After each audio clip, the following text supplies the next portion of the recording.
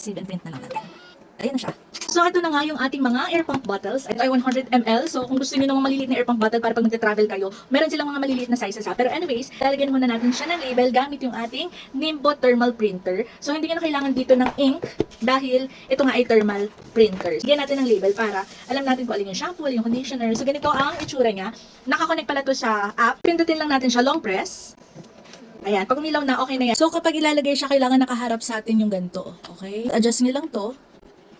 Yan. Then close. Ayan. So, kung siya na siyang mag-a-adjust na ganyan. So, dito sa app, may mga ganyan siya, mga label. So, pwedeng ang gamitin na lang natin is, ito na lang, para simple lang. And then, palitan lang natin to. So, alam ba, lagay natin shampoo.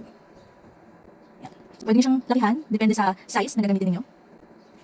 Okay, shampoo. Pwede nyo siyang i-bold. Okay, may iba't iba din siyang font kung gusto nyo. So, pwede nyo ganyan, shampoo. Anyways, ayan, from there, pwede na natin siyang i-connect. Okay, print. So, isang copy lang naman to, no? Then, save and print na lang natin. Ayan. So, ayan na siya.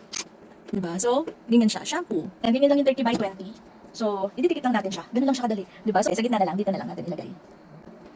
Yan. O, diba? So, meron na siyang label. So, malaking tulong talaga na meron kayong ganito na thermal printer. Hindi na kailangan nito ng ink. Ang kailangan nilang talaga is kailangan naka-bluetooth lang siya sa cellphone ninyo. Diba? Tapos, ang maganda pa dito sa pinaka-papel na ginagamit niya is waterproof siya. Kung gusto niyo naman ng transparent, yung pinaka-papel pwede rin siya. So, ayan. Ilalagay sa yellow basket just in case na gusto niyo nitong mismong labeler or thermal printer na Nimbot at saka itong ganitong klase na lalagyan. So, check out na!